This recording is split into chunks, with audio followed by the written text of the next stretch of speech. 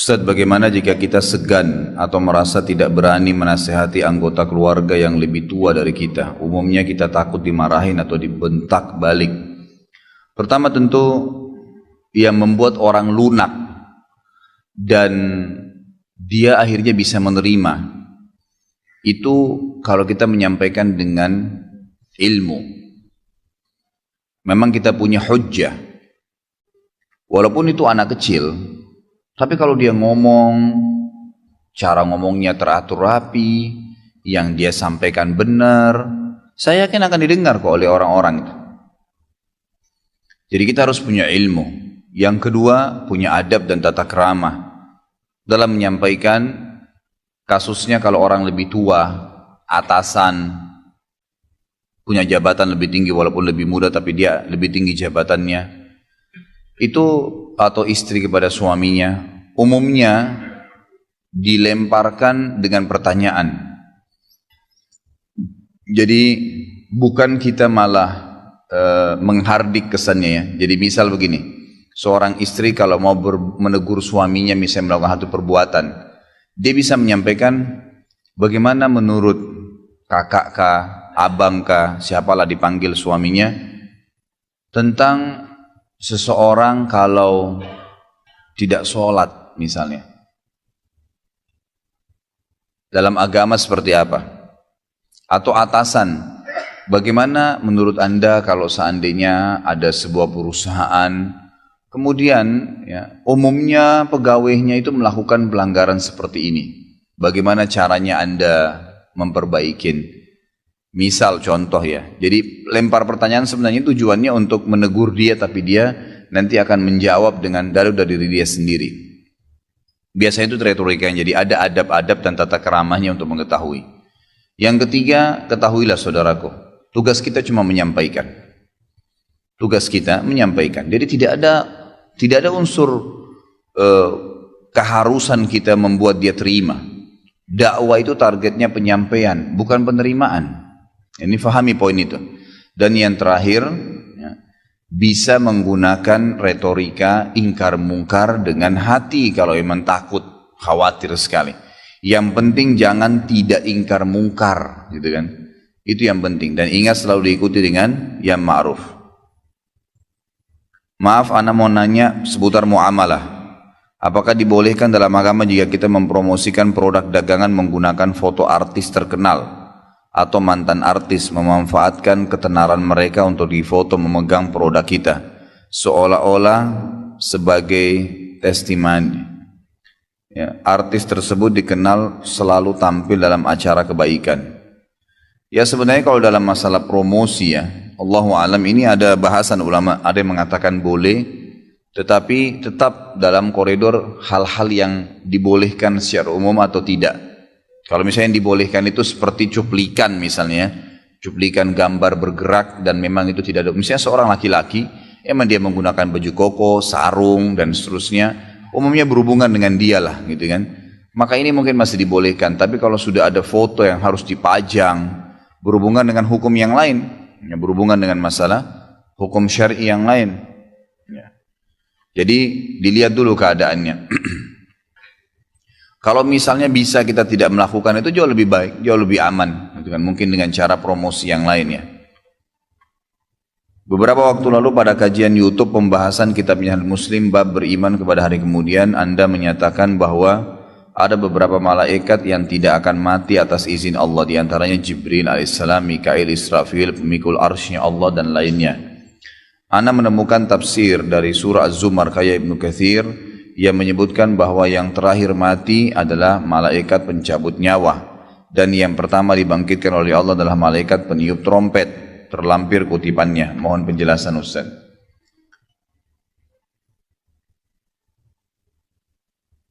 Baik, ini insya Allah saya coba kembalikan dulu ke tafsir Ibnu Katsirnya. Mungkin kita akan bahas di pertemuan yang akan datang nanti. Insya Allah saya juga pastikan ke bukunya dulu.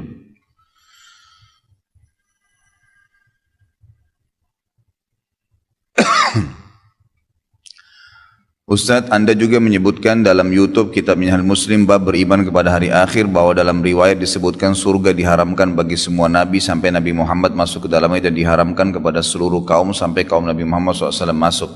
Pengertiannya di sini apakah sampai seluruh kaum Nabi Muhammad termasuk yang sedang disiksa di neraka masuk ke dalam surga baru kaum-kaum lain yang masuk atau bagaimana? Tidak tentunya. Ya. Khusus umat Muhammad yang masuk ke dalam surga. Kalau menunggu yang masuk neraka dulu, berapa lama nunggunya gitu kan? Jadi yang dimaksud adalah memang dalam hadis sahih disebutkan setelah seluruh ahli surga berkumpul di kantara. Kantara itu sebuah lokasi di depan surga, khusus penghuni surga saling bertemu di sana, kemudian mereka menunggu pintu surga dibuka. Nah ini memang orang-orang yang sudah lolos, tidak masuk neraka dulu. Tidak masuk neraka dulu, karena bukan cuma umat kita ya, umat-umat sebelum kita juga ada yang ahli maksiat tapi beriman, itu juga masuk neraka dulu, nanti dibersihkan baru masuk ke dalam surga. Ya ini lain, mereka urusannya berbeda. Yang dimaksud di sini adalah umat Muhammad SAW yang memang masuk surga awal tanpa neraka, itu mereka masuk duluan. Kemudian diikuti oleh umat-umat yang sebelumnya juga yang sudah tidak lewat neraka, masuk surga dulu. Kalau masalah kasus umat Muhammad dan umat sebelum kita yang memang masuk neraka itu berbeda, itu lain lagi. Itu memang mereka tidak masuk dalam kategori penjelasan hadis tadi. Ustaz, di grup WhatsApp teman-teman SMP ada yang mengajak untuk minum-minum khamr dalam rangka merayakan ulang tahun teman yang lain.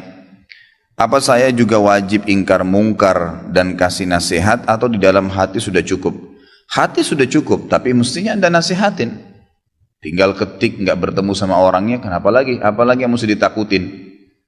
Menurut saya, gitu kan? Atau dengan bahasa Anda, minum khamr kan diharamkan dalam Islam. Maka teman-teman yang muslim mestinya menjauhi, dan teman-teman non muslim mestinya menghargai teman-teman, kan begitu? Nggak ada sesuatu yang salah kok di situ. Kita bukan memukul orang, kita sedang menyampaikan apa yang agama kita nak berikan. Siapa tahu tiba-tiba ada yang tangkapin positif, oh iya benar ya. Terus ingat ya, ingkar mungkar usahakan diikuti dengan ma'ruf. Karena ma'ruf ini yang jadi solusi nanti. Misal, daripada minum khamar, lebih baik kita buat minum madu, wejang jahe, apalah, gitu kan, kasih solusi. Lebih hangat, tidak mabuk, gitu kan. Ya misal contoh, ya tidak harus dianggap itu buruk. Mungkin diikutin dengan apa, mungkin bisa di-share manfaat orang minum jahe, manfaat orang minum apa, minuman yang baik, madu.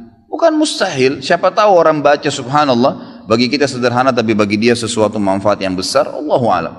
Ya tiba-tiba iya deh kalau gitu. Ya kalau perlu Anda yang racik, siapa tahu nanti bisa buka restoran. Ustaz, ingkar mungkar dan amar ma'ruf yang wajib hanya satu kali itu hanya dalam satu jenis maksiat, bisa untuk secara umum. Iya, tidak, satu maksiat tentunya. Ya. Misal ada pelang di sini sampo, perempuan tidak pakai jilbab, ya itu ingkar mungkar sendiri. Di depan sana ada iklan tadi saya bilang celana dalam, ya itu ingkar mungkar sendiri. Kalau satu kali saja kita ingkar mungkar dalam 1000 kemungkaran itu nggak bisa, nggak nyambung. Ya, harus semuanya. Tapi ada doa yang disebutkan oleh sebagian dinukil ya dari orang-orang soleh tentunya. Mereka berdoa begini, mereka sudah jalankan nih ingkar mungkar semampunya ya. Lalu mereka sebelum tidur berdoa mengatakan, ya Allah, sebelum aku memejamkan mataku ini, aku memohon kepadamu agar engkau memberikan kepadaku karunia, niat minimal, ya, mengingkari semua kemungkaran. Dari pertama engkau perintahkan itu sampai akhir engkau angkat hukumnya.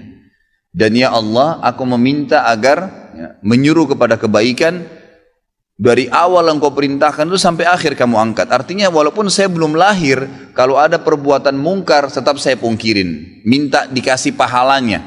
Dan kalau sebelum saya lahir pun ada perbuatan kebaikan, saya minta agar saya punya niat minimal mengerjakannya. Itu diantara doa para salaful ummah yang memang doanya itu tujuannya untuk supaya menyelamatkan dia kalau sampai ada dia tidak pungkirin, dan dia juga mengejar pahala yang sebenarnya mungkin dia belum bisa kerjakan. Jika ingkar mungkar dalam hati hanya sebatas kekesalan dan kemarahan karena hukum Allah dilanggar tanpa mendoakan, apa itu termasuk? Enggak, harus memang memungkirinya ya. Kalau kesal saja gara-gara orang utang gak bayar, kesal sama dia, itu bukan ingkar mungkar. Karena itu memang kesalnya itu tidak usah ikut yang kesal. Ingkar mungkar itu artinya kita melarang kemungkaran itu, memberhentikan supaya tidak terulang. Seringkali kata ulama, Allah subhanahu wa ta'ala menjadikan kemungkaran itu menimpa seseorang. Misalnya ada orang suka utang nih, dan datang kepada si fulan. Ternyata orang ini sudah punya utang banyak di tempat-tempat lain. Tapi selalu terjadi kasus tidak ada ingkar mungkar dan ambil ma'ruf. Dibiarin aja. Ah, itu orang utang. Oh, buruk orang itu. Nggak pernah diingatkan. Ya, mungkin ditagih sekali selesai, tapi itu setelah diceritakan. Allah buat orang ini terus berbuat kemungkaran nih, sampai tiba ke titik satu orang yang nanti bisa memungkirinya. Kalau enggak terus terjadi. Agar siapa nih yang mau memberhentikan kemungkarannya nih? Gitu kan? Kadang-kadang tertimpa kepada kita justru karena Allah memberikan kesempatan kita mendapatkan pahala di situ. Jelihlah, gitu kan? Ingkar mungkar itu yakinlah saudaraku tidak berat sebenarnya, asal mau dilakukan aja. Allah SWT akan mudahkan. Allah SWT akan mudahkan. Ustaz, bagaimana hukumnya membeli produk yang didiskon dalam rangka perayaan Natal? Boleh atau tidak? Boleh saja. Setahu saya Allah alam boleh saja. Gitu kan? Karena produk itu asal produknya dasarnya produk halal ya. Jangan beli produk Natal. Nah, kalau Natal lain lagi hukumnya. Diskon tidak diskon nggak boleh. Gitu kan? Tapi kalau umumnya ada makanan diskon karena momen tanggal merah, karena momen ini dan semua itu masih boleh saja. Apalagi kalau memang di situ ada hajat ya, memang kebutuhan sehari-hari. Kalau sesuatu yang tidak diperlukan, sebaiknya jauhi. Ya, sebaiknya jauhi, karena khawatir malah kita sama saja mendukung acara. Pokoknya usahakan jangan sampai ada dukungan, itu saja. Kalau kebetulan saya masuk supermarket, karena acara Natalan memang didiskon semuanya, saya beli karena hajat saya. Nggak ada urusan dengan niat ingin merayakan juga Natal, itu kan nggak ada masalah. Atau sengaja membeli produk yang kita tidak perlu karena Natal ada, apalagi kalau berhubungan dengan atribut mendukung mereka, nggak boleh sama sekali. Ya Allah SWT menurunkan surah Al-Kafirun, itu jelas sebab turunnya karena memang Allah Subhanahu Wa Taala tidak ingin setiap muslim mencontohi, mendukung, mengucapkan selamat kepada orang-orang kafir, memang nggak boleh. Ya Allah SWT turunkan itu kepada Al-Mughirah dalam berdebatnya dengan Nabi Sallallahu Alaihi Wasallam. Bagaimanakah kita harus bersikap terhadap teman-teman yang begitu bersemangat membela idolanya, contoh capres. Namun ketika agamanya dihina, ulamanya difitnah, mereka malah bersikap biasa-biasa saja, malah cenderung mengiyakan berita tersebut. Ya sama, ini masuk dalam ingkar mungkar amar ma'ruf. Ya. Diingatkan bahwasanya bukankah agama lebih pantas untuk dibela, didukung seorang alim yang merupakan penerus para nabi. Jadi kata para ulama, siapa yang menghina seorang alim sama dengan menghina seorang nabi, walaupun dosanya lebih berat kalau menghina nabi. Karena kata Nabi SAW, al ulama warasatul anbiya, pewarisnya para nabi, penerusnya adalah para ulama. Gitu kan, penerusnya para nabi. Berarti sama saja sebenarnya, seakan-akan menghina si ustaz tadi atau dai itu atau alim itu, maka sama saja sedang menghina nabi, ya kan gitu. Karena memang yang disampaikan oleh alim tersebut adalah ajaran Nabi Muhammad SAW. Maka tentu diingatkan dengan cara itu, diingatkan, gitu kan. Kalau masalah dia mau bela capresnya, dia mau bela atasannya, itu urusan pribadi, biarin aja, nggak usah dicampurin, nggak usah ikut-ikutan berdebat dengan pendapatnya orang gitu. Ya, usahakan ikhwas sekalian, ringankan pikiran kita dan hati kita dengan tidak pusing dengan keadaannya orang. Kecuali yang jelas-jelas memang kelihatan depan mata, terjadi sesuatu gempa, kita harus bantu, silahkan. Tapi kalau kita lagi di rumah, sengaja manjat dari tembok, lihat tetangga lagi makan apa, pakai baju apa, pak mobilnya ganti merek apa, itu nggak usah foto lagi. Pikirannya lagi apa nih orang, mau beli baju apa dia, saya juga mau beli yang sama, untuk apa? Nggak ada manfaatnya sama sekali. Ringankan beban pikiran kita dan hati dengan tidak mencampuri urusannya orang lain. Masalah dia mau mempertahankan ini idola saya, ini apa, nggak usah lah gitu ya. Kita cukup ingatkan sekali, kalau tetap saja biarin aja, gitu kan? Tidak usah kita campurin. Beberapa teman menganggap mengucapkan Natal boleh-boleh saja, ketika diberitahu bahwasanya itu dilarang, mereka tetap berdalih bahwa itu boleh-boleh saja untuk menjaga hubungan dengan sama muslim. Bagaimana cara meyakinkan mereka bahwa hal ini dilarang dalam Islam, sementara saya sendiri memiliki keterbatasan dalam memberikan jawaban kepada teman-teman. Berkaitan dengan dua pertanyaan di atas, apakah kita berdosa jika membiarkan hal tersebut? Misal ketika ada teman muslim yang menganggap mengucap selamat Natal boleh, kita hanya diam saja. Tentu nggak boleh ya, itu harus ingkar mungkar. Orang-orang muslim yang mengatakan bahwasanya boleh saja mengucapkan selamat Natal, saya berani sumpah ikhwah, orang ini tidak punya ilmu agama, dan imannya masih sangat tipis. Nggak bisa saudaraku mengucapkan selamat Natal kepada orang Nasrani sama mengatakan selamat Allah punya anak. Bagaimana bisa Anda berani mengatakan Allah punya anak? Itu kalimat yang sangat berat, ya kan gitu. Tidak boleh. Allah subhanahu wa ta'ala itu la syarikalah, tidak ada sekutu baginya. Lam yalid wa lam yulad, tidak beranak dan tidak diperanakan. Dan Allah subhanahu wa ta'ala telah mengkafirkan orang-orang Nasrani dalam surah Al-Ma'idah. A'udzubillahi minasyaitonirrajim. Laqad kafara alladziina qalu innallaha tsalitsu tsalatsa. Allah telah kafir orang-orang Nasrani yang mengatakan Trinitas. Nggak boleh. Ngucapin selamat berarti selamat atas keyakinan kalian yang Allah sudah cap mereka kafir dengan itu. Bagaimana bisa dikatakan untuk menjaga hubungan dengan mereka? Kalau Anda menjaga hubungan dengan orang non-muslim, orang Nasrani dengan berteman, bertetangga, partner bisnis, kan gitu. Orang tua kita yang kafir kita silaturahim, tetap berbakti padanya. Kerabat-kerabat yang masih non-muslim kita silaturahim, jenguk kalau sakit, membantu orang miskin mereka. Boleh saja, tidak ada yang larang dalam Islam itu.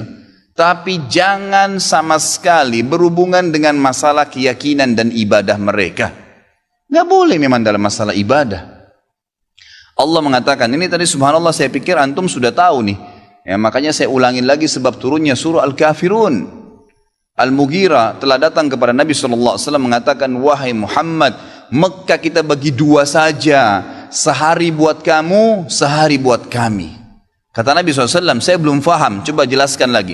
Kata dia, sehari Muhammad, kau dukung ibadah kami, kau ucapkan selamat buat kami, kau ikutin ajaran-ajaran agama kami. Sehari lagi besok kami ikutin agamamu, kami ucapkan selamat untukmu, kami dukung ibadahmu. Apa jawaban Nabi SAW? Sehari-sehari. Biar adil. Kata Nabi SAW, tidak boleh. Kata dia, wahai Muhammad, sehari buat kami, dukung kami, ucapkan selamat buat kami, ikutin ritual kami. Seminggu buat kamu. Kata Nabi SAW, tidak boleh. Muhammad, sehari buat kami, sebulan buat kamu. Tidak boleh. Sehari Muhammad buat kami, setahun buat kamu. Tidak boleh, kata Nabi SAW. Terakhir, hai Muhammad, sehari buat kami, seumur hidup buat kamu. Sehari kamu ikutin kami, dukung ritual kami, selamat buat kami. Kalau pakai akal sehat, kalau pakai akal manusia, bukan akal sehat, akal manusia saja secara biasa, kan gitu. Kita pikir, oh lebih baik sehari kita ikutin orang kafir, dukung saja, ucapin selamat sama dia, selesai. Seumur hidup akan masuk Islam. Apa jawaban Nabi SAW? Tidak boleh. Ini. Lalu Jibril AS datang pada saat itu langsung membawa surah Al-Kafirun. A'udzubillahi minasyaitonirrajim. Qul ya ayyuhal kafirun. Katakan kepada orang-orang kafir. Orang kafir ini semua yang tidak syahadat, yang tidak mengatakan asyhadu an la ilaha illallah wa anna Muhammad Rasulullah, kafir.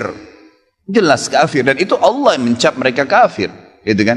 Kafir artinya tidak beriman kepada Allah Subhanahu wa taala. Orang Nasrani aja mengkafirkan Yahudi kok. Kan itu. Yahudi mengkafirkan Nasrani, mengkafirkan Muslim. Kenapa orang Muslim nggak bisa mengkafirkan? Karena sementara kita jelas-jelas meyakini kenabian Musa, meyakini kenabian Isa alaihissalam. Gitu kan? Mereka yang memungkiri Nabi Muhammad SAW, Nabi terakhir, berarti tidak beriman sempurna kepada Allah Subhanahu Wa Taala. Dan sudah banyak ayat Quran menjelaskan masalah itu. Gitu kan? Kata Allah Subhanahu Wa Taala, ya, Qul ya ayyuhal kafirun la a'budu ma ta'budun. Semua Yahudi, Nasrani, Majusi, penyembah api, penyembah gunung, penyembah pohon, penyembah apa saja, semua selain yang tidak syahadat ini, saya tidak ikut-ikutan acara ritual kalian, tidak akan ucapin selamat buat kalian, tidak akan pakai atribut-atribut kalian, dan kalian juga tidak usah repot-repot ikutin agama saya, nggak usah. Kita nggak butuh Nasrani. Saya tanya, pada saat sholat Idul Fitri, ada orang Nasrani ikut-ikutan? Idul Adha, gitu kan? Mereka berurus dengan agamanya sendiri. Kenapa orang Muslim pusing dengan acara ritualnya orang lain? Diulangi lagi. Ya, setelah dikatakan kalian tidak usah ikut-ikutan, saya tidak usah ikut-ikutan juga, diulangi lagi. Wala antum ma'budun ma'bud, wala ana 'abidun ma'abadtum, wala antum ma'budun. Dua kali diulangi. Dan saya tidak akan ikut-ikutan, kalian juga tidak ikut-ikutan, terus begitu. Terakhir dikatakan oleh Allah, lakum dinukum waliyadin. Kalian punya agama, saya juga punya agama. Titik, selesai. Gitu kan? Emang sudah begitu. Kalau Anda bilang, oh itu cuma kata-kata, nggak masalah. kata-kata bisa membuat Anda murtad, saudaraku, bisa masuk neraka. Gitu kan? Sadarkah Anda dengan satu kalimat, Anda kalau mengatakan satu kalimat sekarang, semenit kemudian kalau Anda yakin dalam hati bisa masuk neraka kalau meninggal? Kalau Anda mengatakan saya murtad, memang dari hati mau keluar dari Islam, semenit kemudian dicabut ruhnya oleh malaikat maut, masuk neraka. Kalimat, kata-kata. Bahaya tuh, gitu kan? Mungkin teman-teman juga sudah tahu yang dialog antara Muslim sama Nasrani di Amerika. Si Nasrani mengatakan, kenapa kau tidak ucapkan kalimat Natal, selamat Natal buat saya? Kata si Muslim, ya kata si Nasrani, itu kan cuma kata-kata. Kata si Muslim, kenapa, apa kau sudah syahadat? Si Nasrani bilang, enggak. Kenapa kau enggak syahadat? Dia bilang, kalau saya syahadat, saya tinggalin agama saya. Kata si Muslim, itu kan juga cuma kata-kata. Sama, gitu kan? Jadi enggak boleh. Tapi hal-hal yang ditoleransikan dalam agama, silahkan. Tadi saya bilang berteman, bertetangga, silahkan. Tapi jangan dukung masalah ibadahnya. Enggak boleh. Sampai pernah ditanya kepada Syekh Bimbas, apa hukumnya orang-orang, mohon maaf ini teman-teman kita, semoga Allah berikan hidayah yang belum tahu, yang menjadi security menjaga gereja misalnya, atau orang-orang yang menjadi tukang parkirnya karena lagi banyak mobil, halalkah pendapatannya? Bolehkah itu? Fatwa ulama tidak boleh. Karena ada hadis Nabi SAW yang berbunyi, kalau ahli kitab, khusus Yahudi dan Nasrani terutama, kalau mereka sedang beribadah di tempat ibadah mereka, jauhilah. Karena laknat Allah sedang turun. Hadis Nabi SAW. Kenapa nggak bisa cari rezeki di tempat lain? Subhanallah. Rezeki itu sudah dibagi oleh Allah SWT. Hati-hati saudaraku, gitu kan? Jadi orang yang mengatakan seperti ini karena tidak faham agama. Bagaimana bisa dia mengatakan Tuhan punya anak? Gitu kan? Jadi tidak boleh sama sekali ikhwah. Yang nggak boleh. Jadi kita harus tahu mana yang boleh dan mana yang tidak boleh. Dan Anda wajib ingkar mungkar. Ingatkan apa yang saya sampaikan tadi. Kalau juga dia tidak mau dengar, selesai, gugur kewajiban Anda. Apakah haram hukumnya jika kita ikut meramaikan malam tahun baru Masehi, sedangkan malam tahun baru Islam saja tidak ada? Apalagi malam tahun baru Masehi, gitu kan? Coba ikhwah, ada yang punya riwayat satu aja. Nabi SAW pernah merayakan malam tahun baru 1 Muharram. Tidak pernah satu kali pun Nabi SAW merayakan tahun baru Islam 1 Muharram. Tidak pernah ada malam lebarannya dan seterusnya. Semoga Allah berikan hidayah. Banyak orang Islam ini saya tidak mengerti kenapa mereka terlalu berani malam tahun Masehi mereka adakan acara tablik akbar lah, ceramah lah, zikir akbar lah dan seterusnya. Kenapa ikhwah? Gitu kan? Kenapa harus diadakan acara seperti ini? Dan orang akan menangkap itu adalah acara tahun baru Masehi. Kalau Anda bilang untuk mengalihkan umat Islam, bukan dengan cara kita membuat acara ritual, nanti akhirnya menjadi rutin setiap tahun, gitu kan? Berikan nasihat, sampaikan kepada MUI, MUI keluarkan fatwa tidak boleh, jadi umat Islam tidak terus-menerus jadi PR setiap tahun. Kalau kita biarkan akhirnya tiap tahun terus jadi masalah nih, gitu kan? Jadi masalah. Emang umat Islam yang coba merayakan malam tahun baru itu orang yang memang belum paham masalah agama. Kalau Anda larikan kepada acara-acara yang lain, maka akan jadi masalah baru lagi nanti, gitu kan? Akhirnya orang anggap, oh orang-orang Nasrani lagi rayakan dengan mabuk-mabuk, kita dengan ceramah. Bahkan ada doa bersama di malam tahun baru. Subhanallah. Malam tahun baru tentang lahirnya Isa alaihissalam tidak ada hubungannya dengan agama kita. Sedangkan hari lahirnya Nabi Muhammad SAW saja tidak pernah sahabat rayakan, tidak pernah Nabi rayakan. Lalu kita mau rayakan hari lahirnya Isa alaihissalam, bagaimana bisa ini, gitu kan? Jadi tahun baru Isa alaihissalam. Mestinya kita faham masalah itu. Ada seorang sebut saja si A, ia sedang sholat, sudah 2 rakaat lalu datang B menjadi makmum, setelah itu datang C menjadi makmum dan si A selesai lalu si C tiba-tiba mengikuti gerakan dari si B. Apa hukumnya sholat si C? Nggak boleh, tidak boleh makmum ya menjadi makmum tidak boleh seseorang itu memiliki 2 imam dalam sholat. Tidak boleh seseorang memiliki 2 imam dalam sholat. Ya, jadi kalau misalnya kita sudah datang masbuk maghrib misalnya, si A jadi imam, si B masbuk 1 rakaat, berarti dia masih punya utang 2 rakaat. Si C datang masbuk 2 rakaat, berarti dia masih punya utang ya berapa dari 3 rakaat, gitu kan? Kalau si B datang masbuk 1 rakaat, berarti masih ada 2. Si C datang masbuk 2 rakaat, berarti masih punya utang ya 3 rakaat, 2 rakaat ya. Dia tinggal 2 rakaat, berarti dia masih punya utang ya 2 rakaat ya. Baik, datanglah intinya si A jadi imam, si B datang masbuk 1 rakaat, si C datang masbuk 2 rakaat. Setelah salam, si B masih menambah rakaat, si C masih menambah rakaat, lalu si C menjadi makmum, nggak boleh, karena imamnya masih sama. Yang boleh kalau orang yang datang lain, orang yang datang si D datang, lalu menepuk pundaknya si C atau si B, lalu dia jadi makmum, itu nggak masalah. Tapi kalau satu imam tidak boleh. Karena ini sudah disepakati oleh para ulama dan diambil daripada hadis-hadis Nabi SAW, bagaimana beliau mengajarkan kepada para sahabat kalau sudah salam maka masing-masing menyelesaikan sholatnya, jadi tidak mengikuti satu sama yang lain lagi. Setahu saya maulid Nabi saja tidak ada perintahnya, apalagi hari ibu. Lalu bagaimana hukumnya jika saya mengucapkan selamat hari ibu ke ibu saya, sedangkan ibu saya ingin diberi kado dan spesial pada hari tersebut? Bisa jelaskan tentang faham Salafi dan Wahabi itu apa, Ustaz? Hari ibu setahun sekali ya. Saya tanya akhwat kita di belakang, mana anda pilih? Setiap detik dihormatin oleh anak atau setahun sekali?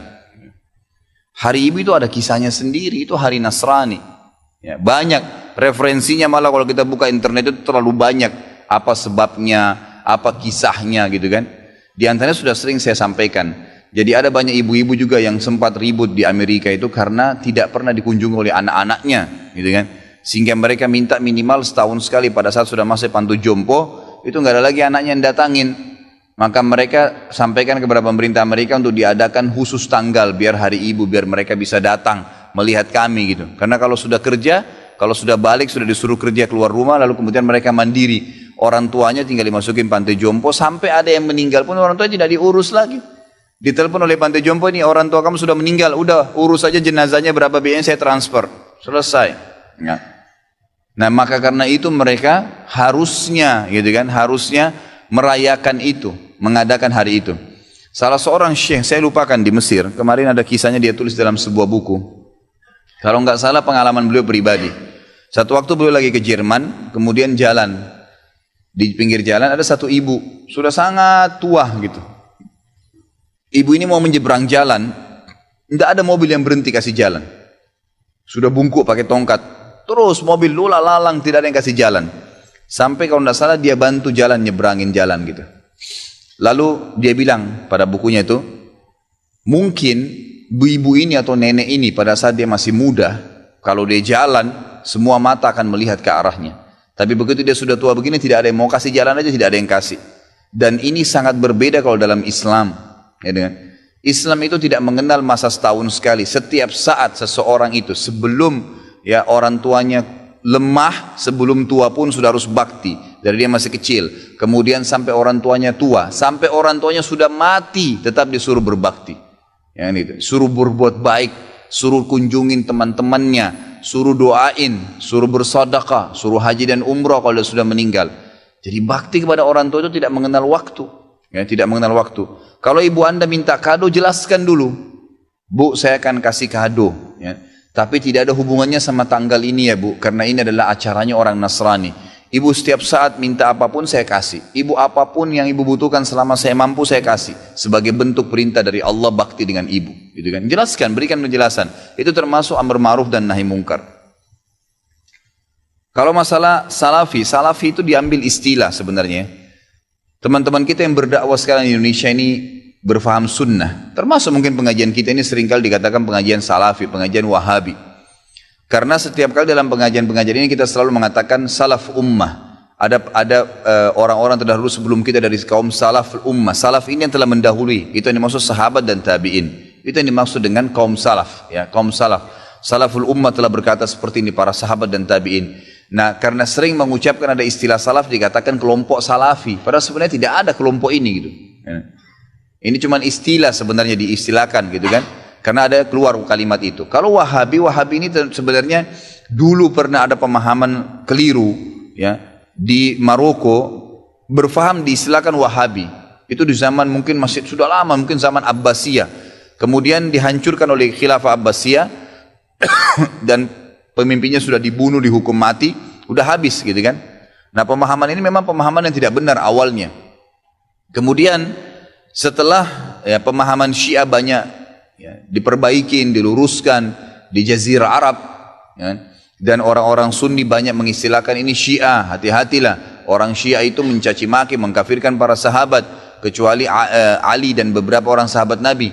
Sementara ahli sunnah itu malah menghormati semua sahabat termasuk Ali. Tidak pernah ada ahli sunnah mencaci maki Ali radhiyallahu anhu. Kita muliakan dan kita terima. Semua keluarga Nabi SAW kita hormatin, ya. Kita berikan salam dan salawat setiap kali kita tahiyat kepada mereka, gitu ya.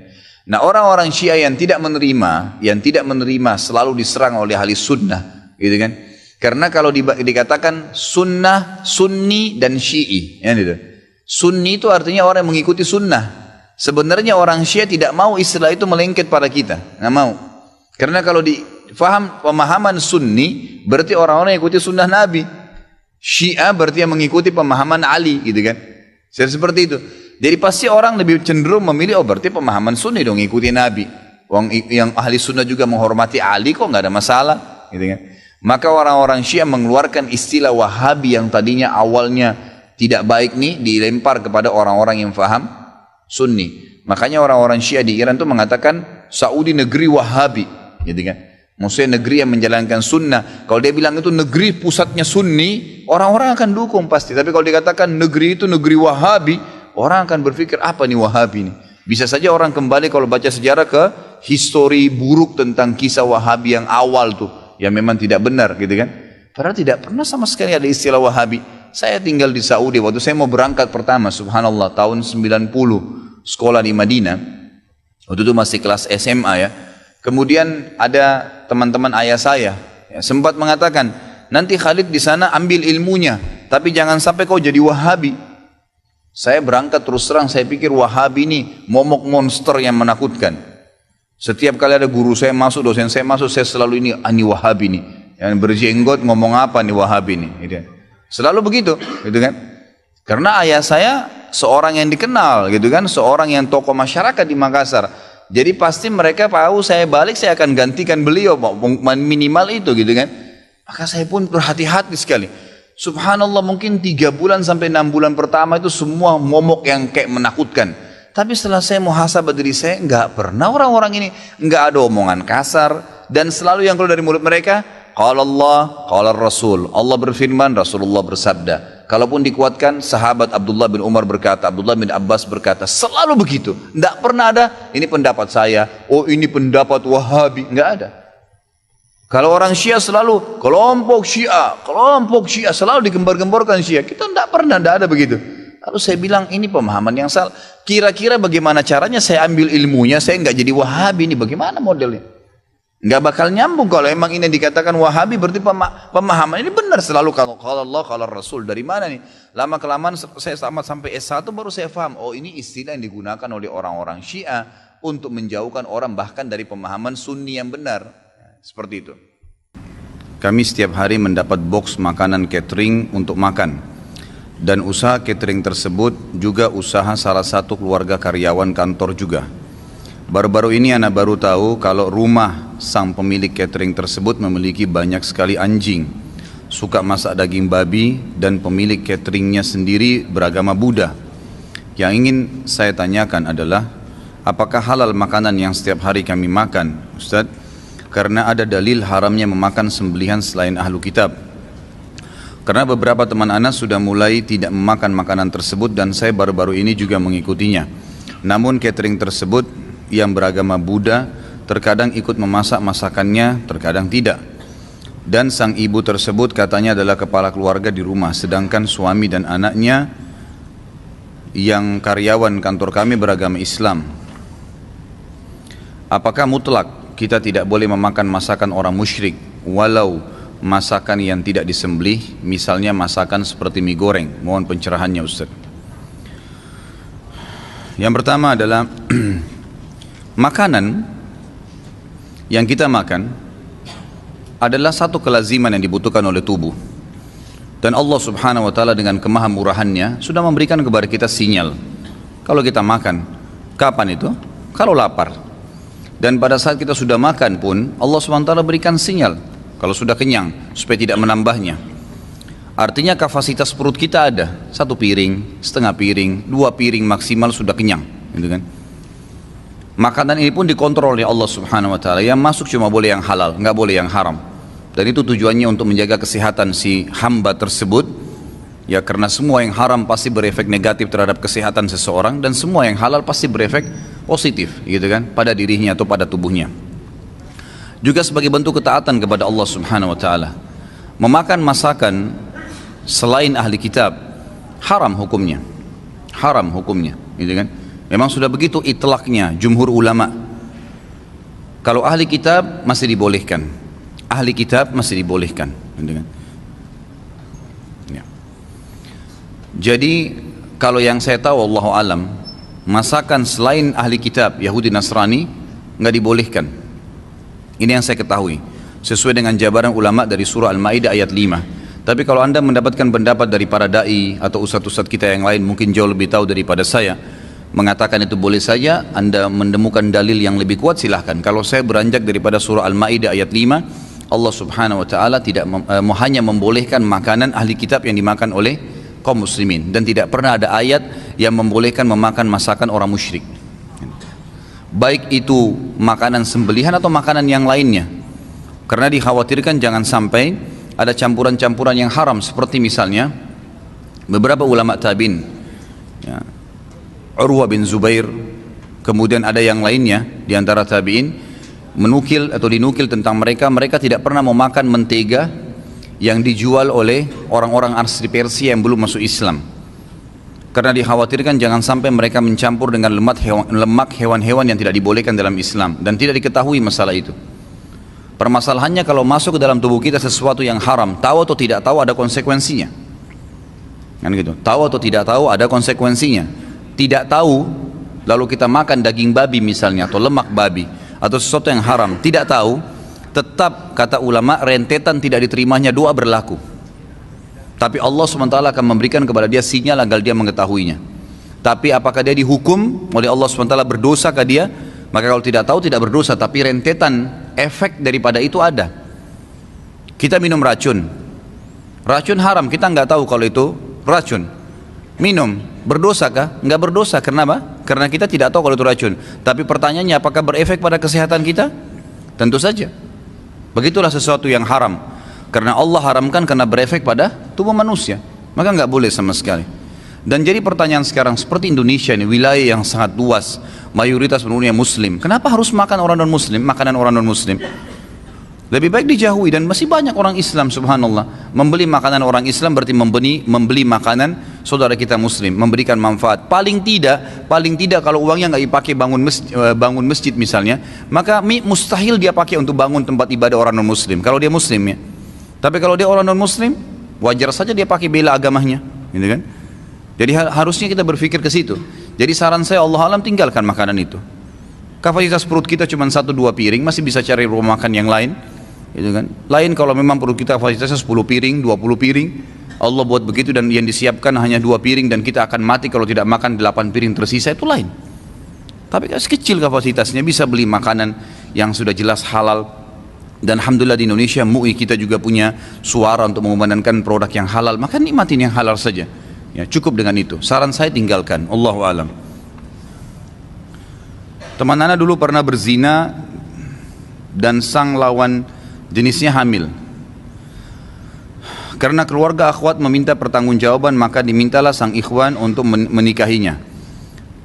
Keduanya telah bertaubat dan mereka bingung apakah pernikahan mereka sah secara syar'i, karena mereka bertanya pada beberapa ustadz, hubungan mereka sudah halal. Berikut dalil-dalil, namun mereka tidak yakin. Bagaimana menurut ustadz tentang dalil-dalil yang kuat? Saya pernah tanyakan sendiri ini ke beberapa masyayikh di Saudi, dan saya sampai dibacakan kitab oleh beliau, oleh syekh-syekh kita di Madinah sekarang yang masih mengajar. Ada salah satunya Syekh Al-Musharraf yang saya termasuk sering bersahabat sama beliau, konsultasi kadang-kadang. Dan beliau baru saja ini, baru berapa waktu ini punya halaqah di Masjid Nabawi, karena memang beliau dianggap punya kapasitas gitu. Lalu saya tanya, bagaimana syekh hukumnya? Karena di Indonesia ini dijadikan sebagai senjata. Kalau ada seseorang suka, laki-laki suka perempuan, lalu kemudian tidak disetujui oleh orang tuanya, maka mereka hamil dulu. Sengaja buat tanda kutip kecelakaan itu supaya mereka dinikahkan. Pernikahannya sahkah? Maka beliau mengatakan, baik Khalid, untuk lebih jelasnya. Saya bilang, saya mau tolong antum datangkan kepada saya dalil-dalil terinci. Karena kalau hanya sekedar jawab boleh tidak boleh, mungkin saya juga bisa. Saya rasa antum lebih punya kapabilitas, punya kafaah untuk bisa membantu saya, maka tolong berikan saya jawaban. Beberapa hari kemudian dia telepon saya dari Madinah dan dia mengatakan kepada saya, Khalid, ini kitabnya. Saya datangkan dari beberapa kitab. Memang ada pendapat, ya sebagian mazhab mengatakan sah saja pernikahan itu. Sah saja pernikahan itu, dan ini dipegangi oleh beberapa ulama fikih. Kalau tidak salah disebutkan ini adalah madhab ya Imam Malik dan Imam ya Syafi'i yang mengatakan kalau sudah nikah dan itu memang pemilik sperma, sah saja nikahnya. Tetapi tetap disepakati anak dari hasil zina tidak dinisbatkan kepada sepemilik sperma walaupun pernikahannya sah. Tangkap ini ya. Kemudian beliau mengatakan, dan ada pendapat lain, dan saya pribadi saya katakan lebih cenderung dengan pendapat yang kedua, mengatakan pernikahannya tidak sah. Karena Nabi SAW melarang wanita yang hamil dinikahi dalam banyak hadis yang sahih, dan juga ya melarang didirikan hukum had kepada wanita yang sedang hamil. Memang itu ada hukum dalam syariat kita, gitu kan? Maka di sini sebagian ulama yang pendapat kedua mengatakan wanita yang hamil tidak boleh nikah sampai diletakkan. Karena ada hadis yang lain berbunyi apa? Tidak boleh seseorang, hadis Bukhari ya, tidak boleh seseorang di antara kalian menimpahkan benihnya di atas benih saudaranya. Kalau sudah terlanjur perempuan itu punya ya, hamil, maka enggak boleh laki-laki lain datang menikahi kemudian meletakkan benih baru. Tahukah antum apa hikmahnya masa iddah? Masa iddah itu selama 3 bulan, gitu kan? Itu masa pembersihan rahim. Dikhawatirkan mantan suami tadi masih punya sperma yang tertinggal, dan dalam masa 3 kali masa iddah itu, 3 kali masa haid, itu baru dianggap perempuan itu suci, berarti tidak ada benih yang akan membuat dia hamil. Selama masih dalam masa iddah ini, subhanallah, salah satu dokter dari Amerika, orang Yahudi, masuk Islam berapa hari yang lalu karena penelitiannya tentang masalah iddah ini. Dan dia kagum sekali melihat ternyata Islam dengan rinci menyebutkan kalau masa iddah masih dianjurkan agar wanita yang bercerai dengan suaminya kembali dengan suaminya dan bukan laki-laki lain. Kalaupun mau nikah dengan laki-laki lain, maka dianjurkan setelah masa iddah agar tidak bercampur sperma itu. Larangan tercampurnya sperma, baik sperma itu masih dalam bentuk sperma kental atau dalam bentuk janin, gitu kan? Maka pendapat kedua mengatakan tidak boleh, karena ini perempuan sudah ada janinnya, ada sperma saudaranya di situ. Makanya dibiarkan dulu tuh lahir, suci setelah masa nifas, baru nikah. Maka saran pendapat kedua ini adalah nikah kembali, taubat nikah kembali. Anda boleh pilih salah satunya yang mana Anda merasa lebih tenang, tapi saya bilang kalau saya pribadi lebih cenderung dengan pendapat yang kedua. Ustaz, Anda mau tanya 2 pertanyaan di luar tema.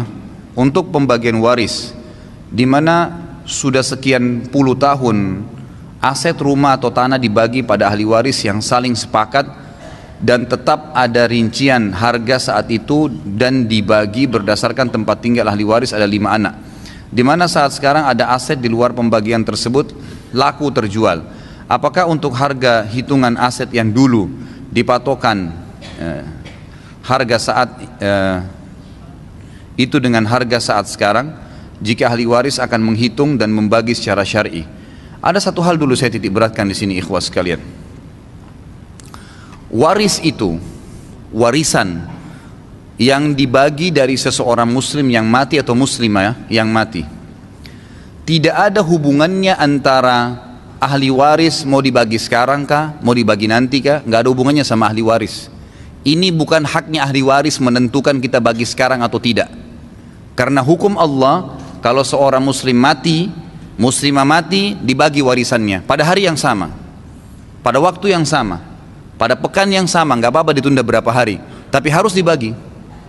Nggak boleh dikatakan ahli waris bilang nggak usah deh nanti aja, nggak boleh. Hukum Allah dibagi, nggak bisa. Ini bukan masalah Anda mau atau tidak mau, dibagi. Oh, ibu saya masih hidup, Ustaz. Baik, ibu Anda biarin tinggal di rumah itu, tapi masing-masing ahli waris sudah tahu bagiannya. Dikasih anak laki-laki 2 bagian dari anak perempuan 1, gitu kan? Udah dibagi rata, sudah tahu masing-masing haknya, dan bagiannya itu adalah bagian syar'i, persentasenya. 2/3, 1/3, 1/4, gitu kan? Tidak usah dihubungkan dengan seperti ini, nilainya, tidak usah dinilai pada saat itu, karena masih belum dibagi kalau menurut pertanyaan tadi kan. Akhirnya nanti pada saat dijual nilainya naik, mereka mau kembali nilai lama atau 5 baru, ya nilai barulah jelas. Karena di sini bukan nilai sebenarnya, harus persentasenya, gitu kan? Mesti difahamin ini. Jadi jangan sampai ikhwas sekalian tidak dibagi. Ibu kita masih mau tinggal rumah situ, anak-anaknya sepakat ibu tinggal di sini deh. Nggak apa-apa, tapi masing-masing sudah tahu haknya dibagi warisan, karena itu hukum Allah, nggak boleh. Bahkan ulama mengatakan setelah mengurus jenazah, memandikannya, mengkafaninya, memasukkan dalam kuburan, pada saat dibuka masa takziah 3 hari, masa takziah itulah masa di mana ahli waris dibagi warisannya, di mana wasiat si mayit dijalankan, di mana utangnya dibayar. Emang begitu, nggak boleh ditunda. Ya, kan? Jadi harusnya difahamin masalah ini ya, supaya tidak ada kesalahpahaman di sini. Jangan ditunda dan dinilai dari sisi persentase dan bukan nilai rupiah atau uang ya pada saat itu akan dibagi. Karena nanti kalau dijual seperti tadi kasus akan susah. Makanya lebih baik diambil hukum syar'i dengan cara persentase. Dan saya sudah pernah berikan nomor telepon Ustadz Nizar Jabal, salah satu teman saya memang spesialisnya di warisan. Setiap Anda mau bertanya silakan Anda tanya ke beliau. Mudah-mudahan beliau juga punya pelatihan-pelatihan di Jakarta yang bisa diikutin masalah waris ini. Yang kedua, ingkar munkar teman kantor yang masih suka mendengar musik. Apa sikap kita? Ingkari, ingatkan, sampaikan. Gitu kan? Sampaikan, larang, ingatkan bahwa ini tidak boleh, haram dalam agama. Gitu kan? Jangan pernah ragu menyampaikan, mengingatkan orang. Syaitan selalu mengecilkan hati seorang mukmin untuk ingkar mungkar. Karena kalau Anda ingkar mungkar, ada orang buat salah nih, diingatkan pada saat itu. Kalau dia baik, Allah berikan hidayah pada saat itu, maka dia akan baik sampai meninggal dan Anda panen pahalanya. Tapi kalau sekali pada saat itu Anda tidak luruskan, dia akan terus bengkok sampai dia mati dan Anda termasuk bertanggung jawab depan Allah Subhanahu wa taala. Hadis Nabi SAW riwayat Imam Ahmad yang sahih, kata Nabi SAW, siapa yang melihat kemungkaran dan tidak memungkirinya, maka orang yang berbuat kemungkaran akan datang hari kiamat mencekik lehernya, berkata di depan Allah, ya Allah, orang ini lihat saya buat mungkar gak diingatkan, sekarang saya tuntut diambil pahalanya. Ngapain kita setengah mati ibadah lalu kita diambil oleh orang yang tidak kita ingatkan kesalahannya? Ingatkan saudaraku. Dan kalau semua orang baik, semua orang sudah menjalankan sunnah Nabi SAW, antum mau dapat pahala dari mana kira-kira? Kesempatan pada saat itu, kalau masih ada yang isbal, jangan, atau masih belum melihara jenggotnya, atau masih belum pakai hijab yang benar, jangan kita digoda oleh syaitan. Karena salah satu langkah syaitan menggoda orang yang beriman adalah memunculkan ujub, kebanggaan terhadap dirinya. Oh, saya lebih baik dari dia, orang ini nggak jenggot ya, orang ini isbal ya, orang ini nggak sholat berjamaah di masjid ya, seakan-akan orang itu ahli neraka dan dia ahli surga. Nggak boleh. Mungkin dia belum faham, mungkin dia bakti dengan orang tuanya mengalahkan pahala Anda. Dari mana kita bisa tahu? Kesempatan dakwahin, sampaikan. Kalau kita luruskan pada saat itu dan Allah berikan hidayah, maka semenjak dia baik sampai dia meninggal kita panen pahalanya. Ingkar mungkar, ingatkan, tapi dengan cara yang baik, santun. Sampaikan, saudaraku, maaf saya bicara sebentar, 5-10 menit bisa? Baik, silakan. Baik, kita ngobrol, gitu kan? Lagi makan siang, lagi apa segala. Saya kemarin ikut pengajian, kita ceritain. Maaf ya, saya bukan menyinggung, tapi saya cuma mengingatkan. Saya juga dulu dengar musik, tapi kemudian saya mendengarkan ada fatwa ulama yang begini, sampaikan, gitu kan? Kalau dia bilang, nggak mungkin kalau dengan santun sampaikan lalu kemudian dia mau marah, dengan baik gitu kan. Kemudian mungkin dia bilang, oh iya begitu ya, baiklah, mudah-mudahan saya bisa tinggalkan atau bagaimana. Yang penting sudah ingkar mungkar, itu sudah selamat dari hisab hari kiamat. Mungkar yang pertama, ingkar mungkar yang pertama. Selebihnya, paling tidak dia kalau lihat Anda, dia pasti malu. Dia tidak akan ribut dengan musik itu. Diingatkan, atau minimal sekali, minimal doakan dalam hati, minimal. Karena ingkar mungkar harus dengan tangan, kalau tidak bisa dengan lisan, kalau tidak bisa dengan hati, dan itu selemah-lemah iman. Ya, jadi jangan ditunda mengingkari mungkar itu. Bagaimana menjawab seorang Nasrani yang menghina Rasulullah SAW menikahi Aisyah saat masih kecil? Kasusnya di sosial media, dibantah. Apa urusannya dengan Nabi SAW menikah dengan Aisyah? Apa urusannya dia mau mengurus Nabi kita? Gak ada urusannya itu, gitu kan? Gak ada urusan sama sekali. Apa urusannya mereka mau mencampuri Nabi kita, mau menikah 9 kah, mau menikah 2 kah, mau menikah 3 kah? Itu kan Nabi kita, terserah. Kalau dia masuk agama Islam dan dia tanya kenapa begitu, baru dijawab. Urus saja, suruh urus agamanya sendiri, gitu kan? Anda kalau mau jawab, jawab saja. Urus agama Anda sendiri, gak usah urus agama kami. Lakum dinukum waliyadin, gitu kan? Begitu saja. Kalau tetap saja orang-orang ini buat kemungkaran, Anda tidak punya power, doakan agar Allah binasakan. Memang begitu. Nabi SAW kunut nazilah sebulan. Waktu beberapa sahabat Nabi hafid Quran diutus oleh Nabi SAW untuk menjadi guru ke satu suku Arab. Suku Arab ini datang ke Madinah mengatakan, wahai Rasulullah, syahadat. Ternyata mereka munafik, mereka pura-pura. kirimlah bersama kami beberapa sahabat anda yang hafal Quran agar bisa mengajarkan kami. Nabi SAW dengan polos kirimin. Di tengah jalan dibunuhin sahabat-sahabat Nabi itu. Mereka sepakat dengan itu. Nabi SAW tidak tahu posisi suku itu di mana. Datang tiba-tiba syahadat dengan husnudzon dikirim. Maka Nabi SAW kunut nazilah. Kunut nazilah dikerjakan 5 waktu sholat. Subuh, duhur, asar, maghrib, isya. Kunut terus. Minta agar Allah binasakan mereka. Sampai Allah turunkan adab satu suku semuanya mati. Itu boleh saja. Gitu kan? Doakan agar Allah datangkan musibah kepada mereka. Itu hak kita. Gitu kan? Bagaimana kalau seandainya ada orang sekarang yang mencaci maki Nabi Isa? Kita saja umat Islam pasti bisa marah karena itu Nabi kita juga. Rukun iman kita iman kepada para nabi. Kalau ada yang mengatakan Isa bukan Nabi, Isa begini, orang Islam punya hak untuk marah karena itu juga adalah Nabi Allah. Gitu kan? Kalau ada orang menghina Nabi Isa dan orang Nasrani nggak marah, itu aneh. Gitu kan? Mereka harus marah, wajib marah karena nabinya dihina. Karena gitu. Jadi kalau Nabi Muhammad SAW dihina, wajar kita marah. Bagaimana caranya orang tidak marah? Nabi kita, panutan kita, kita yakini dia utusan Allah. Nggak usah jadi pengikut nggak usah jadi pengikut Nabi Muhammad SAW kalau tidak bisa membela beliau. Gitu kan? Kehidupan dunia ini sebentar, saudaraku. Sebentar kehidupan dunia ini. Sampai kapan? Demi Allah, saudaraku. Kita ini membutuhkan sekarang laki-laki di sini yang hadir, yang mendengarkan suara saya dan ini mengikuti ceramah kita. Kita membutuhkan sekarang orang-orang mukmin yang imannya iman baja, bukan iman kerupuk. Yang kita butuh ini sekarang ikhwas sekalian dan akhwat di belakang sana yang mendengarkan saya dan mendengarkan ceramah ini. Kita butuh iman-iman baja yang kalau malam bangun dari ranjang lawan syaitan untuk sholat tahajud, bukan tidur terus menerus.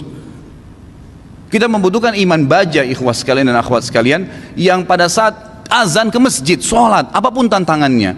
Pada saat musibah datang bersabar mereka. Pada saat jihad dikumandangkan mereka berjihad di jalan Allah Subhanahu wa taala. Memang hidupnya untuk Allah Subhanahu wa taala. Kita butuh iman yang seperti ini. Ya memang baja apa yang Allah perintahkan, apapun tintangannya, halangannya kita lakukan. Enggak peduli dengan dunia ini, apapun orang mau katakan. Akhwat kita di belakang sana, kami butuh sebagai laki-laki seorang ibu seperti Nusaybah binti Ka'ab, sahabiat yang luar biasa. Pada saat jihad dikumandangkan, Nusaybah binti Ka'ab membangunkan suaminya tengah malam mengatakan, wahai suamiku besok jihad, ikutlah. Dibangunkan anak laki-lakinya 5 orang, semua dikatakan anak-anakku bangunlah, besok jihad, ibu pun akan ikut. Semuanya satu keluarga pergi jihad. Ini yang namanya mukminah, imannya baja. Bukan suaminya mau bangun sholat malam, sebentar mas, jangan bangun dulu. Malah dikempesin. Suaminya mau poligami, jangan, saya cemburu. Hukum Allah Subhanahu wa taala. Kita butuh wanita mukminah seperti Aisyah radhiyallahu anha. Waktu Nabi SAW menikah dengan Zainab, disambut oleh Aisyah dengan senyum karena dia tahu ini hukum Allah, gitu kan? Masalahnya imannya iman baja, bukan iman kerupuk yang diketuk langsung pecah. Nah ini yang membuat umat Islam lemah karena iman kita kendor, kempes, tidak ada apa-apa. Sedikit godaan syaitan, dibisikin sedikit langsung kendor. Pakai jilbab besar kemudian digoda sama temannya sedikit saja, oh kamu alim ya, ditinggalkan jilbabnya. Subhanallah. Kita butuh orang-orang mukmin dan mukminah yang hadir di majelis ilmu dengan iman baja, memang mau mempelajari hukum Allah SWT halal haram. Sepertinya anda hadir ini iman baja namanya. Hadir di majelis ilmu sebagaimana orang-orang fasik mau berapa jam dari malam sampai subuh di diskotik, tidak rasa capek tuh. Kemarin ada ikhwah bilang sama saya, Ustadz antum gak capek dari pagi sampai malam ceramah? Saya bilang ya akhi, orang di diskotik dari malam habis isya pulang kantor duduk nyanyi sampai kupingnya itu gendang kupingnya mungkin bisa pecah, musik dengan besar sampai subuh, minum khamr, mabuk, dia nggak rasa capek tuh, merasa oh saya tadi malam terhibur. Kenapa kita sebagai orang yang beriman tidak mengatakan saya terhibur dengan majelis ilmu, saya terhibur dengan bertemu dengan para ulama, dengan sholat malam, dengan membela agama Allah Subhanahu wa taala? Ini yang dibutuhkan, gitu kan? Kita butuh seorang muslimah, saudari kita yang seperti Rumaisa radhiyallahu anha, yang pada saat suaminya sedih, dia menghiburnya, anaknya mati. Suaminya sangat sayang dengan anak laki-lakinya. Pada saat meninggal dunia, kata Rumaisa radhiyallahu anha, jangan ada yang sampaikan kepada suami saya bahwasanya anak ini sudah mati, karena suami saya sangat sayang dengan dia.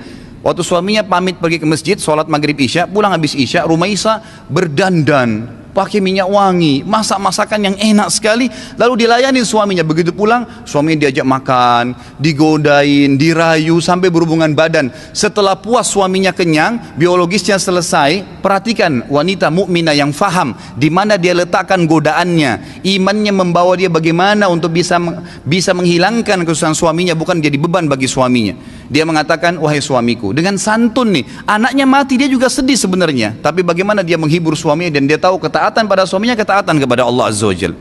Apa yang dia bilang? Wahai suamiku, bagaimana pendapat anda kalau seandainya tetangga pernah pinjamin sesuatu, lalu saatnya tetangga memintanya, pemiliknya minta benda itu, apakah kita akan mengembalikan? Kata suaminya, tentu saja, itu hak orang.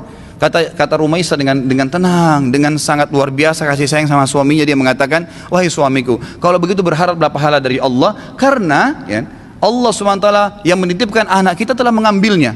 Suaminya langsung marah, mengatakan, kenapa kau tidak cerita dengan saya, wahai Rumaisah? Kau membiarkan saya memakan makanan, menikmatin tubuhmu, lalu kemudian kau memberitahukan setelah itu bahwasanya anak kita mati, gitu kan? Dengan sangat tenang. Lalu kata Rumaisah, itulah yang saya ingin lakukan untuk menghiburmu. Lalu kata suaminya, saya akan laporkan kepada Nabi SAW. Suaminya pergi ke Nabi SAW malam itu, berkata, ya Rasulullah, begini yang terjadi. Nabi SAW senyum, ya, lalu berkata, apakah kalian berhubungan malam itu? Kata keduanya, iya ya Rasulullah. Kata Nabi SAW, semoga Allah berkahi, betul hamil gara-gara hubungan malam itu. Dan tahun depannya lahir seorang anak mujahid dari kalangan sahabat yang hanya besar mati syahid di jalan Allah Subhanahu Wa Taala. Ini yang kita butuhkan, orang-orang yang punya iman, ikhwas sekalian. Sampai kapan kita mau berlalai-lalai, gitu kan? Sampai kapan kita mau berlemah-lemah? Malu dengan pakai busana muslim, subhanallah, gitu kan? Malu dengan simbol Islam, subhanallah. Nggak usah jadi muslim sekalian. Saya berapa kali nasihati ikhwan dan akhwat saya, kalau ada yang bertanya, Ustaz, ada satu tetangga saya, ada saudara saya murtad, bagaimana saran anda? Saya bilang, tinggalin dia. Islam gak butuh dengan orang murtad, biarin dia murtad, masuk neraka sendiri. Kenapa kita harus bingung dengan satu orang murtad dan kita tinggalkan orang-orang tetangga kita muslim yang butuh bantuan makan, yang kalau diajak ke masjid mau sholat, itu yang kita dakwahin. Orang yang tidak mau iman tinggalin aja, gak usah diikutin, gitu kan? Ngapain kita berjalan di belakangnya merayu dia untuk supaya dia kembali ke dalam Islam? Gak usah. Doain mungkin, mendakwahin boleh, tapi gak usah kita sedih, ya kan gitu. Jadi kita harus menetapkan semua pada tempatnya masing-masing. Kita butuh figur Abu Bakar yang semua tegak dengan keyakinannya. Figur Umar yang memang syaitan lari dari dia. Tahu kenapa ikhwas karena syaitan lari dari Umar? Karena Umar betul-betul yakin semua yang Allah perintahkan benar, yang dilarang itu salah, ditinggalkan. Dan Umar bin Khattab semuanya dengan tegar, dengan iman baja yang dia lakukan. Malam bangun sholat, tidak ada ceritanya syaitan mau godain ditepis sama dia, nggak ada. Syaitan hanya habis akal. Bagaimana caranya goda orang seperti ini? Nggak bisa, ya kan? Karena dia betul-betul memang itu tinggal ditinggalin. Dan itu hanya dengan iman, ikhwas sekalian. Ini hanya dengan iman. Sampai kapan kita mau terus-menerus membiarkan iman kita sehari begini dan sehari begitu? Sampai kapan antum mau mengatakan, dan perempuan di antun di belakang mengatakan, sampai kapan kita mau mengatakan, oh iya nanti, oh iya ya, sampai kapan oh iya ya ini? Sampai malaikat maut mencabut roh kita baru kemudian kita mau sadar? Subhanallah. Majelis ilmu seperti ini tujuan utama mengubah menjadi orang yang lebih baik. Kalau antum datang di sini dan tidak bisa mengubah, antum bisa rajin sholat malam, antum rajin menjaga hukum-hukum Allah SWT, meninggalkan yang haram, menikmati yang halal.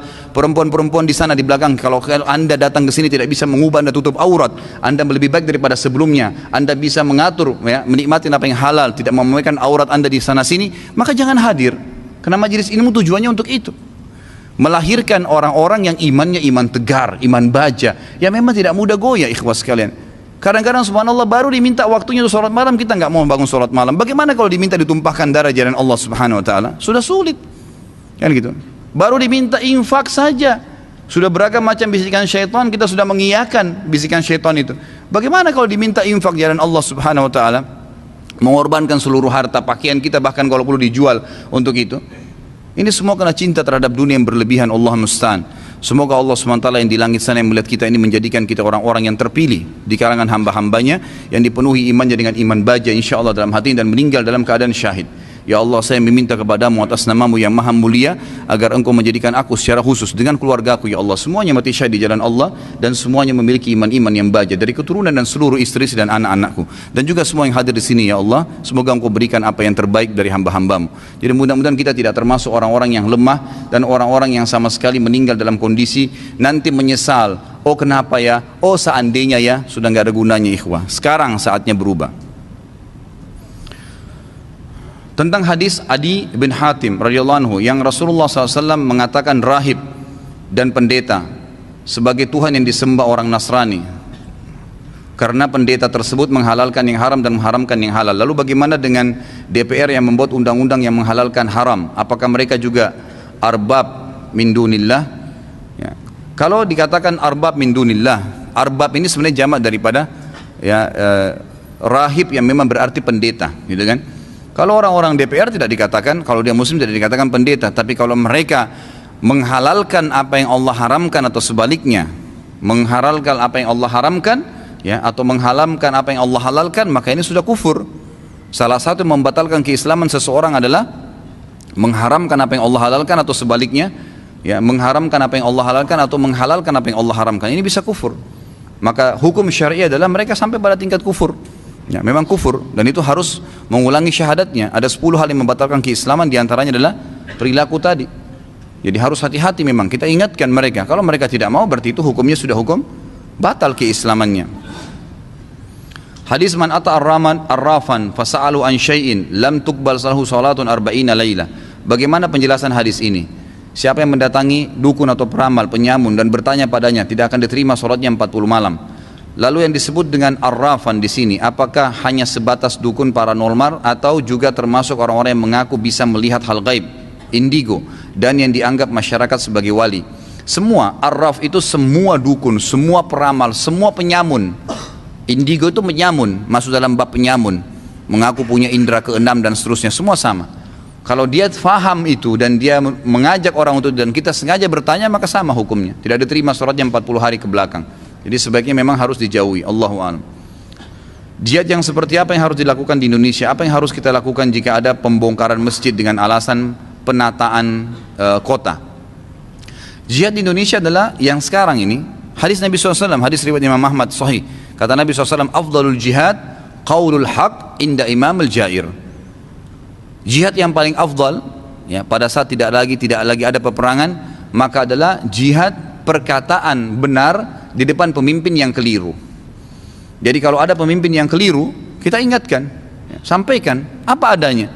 Setahu saya, mohon maaf saya bahasakan, adalah dalam Islam dikatakan begini Pak, dalam Islam dikatakan begini. Lalu terus kita doakan. Ada satu kekurangan kita di Indonesia ini, mudah-mudahan Allah berikan hidayah para da'i-da'i dan ustadz-ustadz kita. Mereka jarang mendoakan pemimpin, gitu kan? Di zaman, ya, Umar bin Khattab, Abu Bakar, Umar dan seterusnya, ini semua khulafaur rasyidin, semua imam-imam, dan sampai sekarang di kerajaan Saudi itu setiap imam-imam, ya, atau khatib-khatib selalu mendoakan pemimpin mereka agar dijadikan orang soleh, diberikan tangan-tangan kanan yang baik. Ini kita tidak pernah bacakan, jarang, bisa dikatakan 1-2 orang yang baca dalam khutbah Jumat. Mestinya dibaca ini, gitu kan, dimintakan hidayah. Siapa tahu Allah berikan hidayah, dan begitu baik selama dia adil, berbuat kebaikan, menerapkan hukum Allah, Anda panen pahalanya. Doakan itu supaya Allah berikan mereka petunjuk. Jangan ditinggalkan. Itu yang saya lihat jihad yang terbaik sekarang. Ada salah pemerintah, kita ingatkan baik-baik, dengan baik. Karena dia tidak boleh berbuat kekerasan atau kekasaran pada pemerintah selama mereka tidak melarang kita sholat. Saya sudah jelaskan di dosa besar sebelumnya tentang bagaimana mentaati pemimpin, dan juga tidak bolehnya memberontak pada saat mereka tidak melarang kita sholat. Masjid masih bisa ditakmir, jemaah haji masih berangkat, tidak ada masalah semuanya. Cuma ada kekeliruan kecil. Jangan sampai ban mobil kita pecah, semua mobilnya dibuang. Ini salah ini. Ada banyak ikhwah karena terlalu semangat, pemerintah ini kafir. Dari mana kafirnya? Jelas pemerintah kita syahadat ngaku muslim, KTP-nya muslim. Bagaimana caranya Anda mengatakan dia kafir? Usama bin Zaid pernah jelas-jelas duel dengan satu orang kafir nih, jelas-jelas duel. Sudah saling hantam pedang, ya kan? Kalau bukan Usama memukul dia, maka dia yang dipukul. Maka Usama pun menangkis menyerang terus begitu. Kalau sampai pedangnya orang kafir ini kena Usama, Usama bisa mati, radhiyallahu anhu. Maka tiba-tiba Usama dengan keras memukul, ya, sisi dekat tangan orang kafir tersebut, dan pedangnya terlempar. Lalu Usama ingin menghantam pedang ke kepalanya. Orang kafir ini mengatakan asyhadu an la ilaha illallah wa anna Muhammad Rasulullah. Usama bin Zaid radhiyallahu anhu sempat menahan pedangnya sebentar, lalu kemudian menurunkan kembali, membunuh orang kafir itu. Apa yang terjadi? Jelas ya, ini orang kafir bacot-bacotan sama dia tadi, pukul-pukulan. Ya, jelas-jelas kalau dia, Usama tidak pukul, tidak bunuh, maka dia akan membunuhnya, gitu kan? Maka terdengar oleh Nabi SAW, dipanggil Usama, wahai Usama, kenapa kau bunuh dia? Kata Usama, ya Rasulullah, dia mengucapkan syahadat karena takut lihat pedang saya. Karena Usama sendiri yang alamin kan, dia lagi tangkis-tangkisan, dia lagi serang-serangan, dia tahu tadi orang kafir ini mau bunuh dia. Karena kebetulan dia kalah, maka dia syahadat. Kata Usama, jelas dia ucapkan, ya Rasulullah, karena takut lihat pedang saya. Apa jawaban Nabi SAW? Membenarkan Usama? Tidak, saudaraku. Kata Nabi SAW, asyaqaqta an qalbi, apa kau belah dadanya dia, hai Usama, sampai kau tahu isinya dia bohong atau tidak?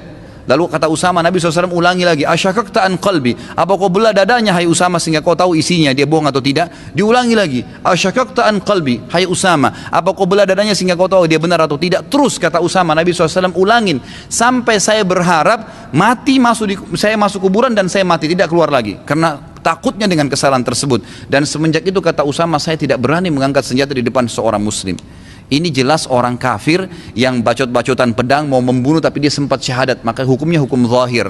Bagaimana dengan pemerintah kita? Bagaimana bisa orang mengatakan dia kafir? Subhanallah, nggak boleh ini, gitu kan?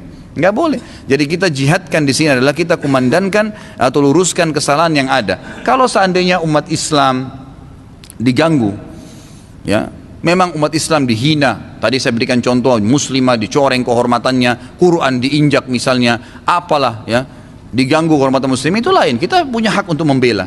Apapun sifatnya pemerintah muslim kita hak berbela. Tapi kalau tadi dikatakan bagaimana dengan pembongkaran masjid untuk perluasan atau perbaikan kota, boleh saja ini. Ulama mengatakan boleh saja, tapi dengan syarat masjid itu dipindahkan di tempat lain, kan gitu. Diberikan tanah yang sama atau lebih luas, dan juga bangunan yang dipugar, yang memugarnya punya kewajiban untuk membangun, gitu kan, yang sama atau lebih baik. Itu satu-satunya hukum yang dibolehkan. Tapi kalau dipugar tanpa diganti nggak boleh. Ya, muslimin punya hak untuk marah pada saat itu, nggak ada masalah mereka untuk marah karena hak mereka dibongkar.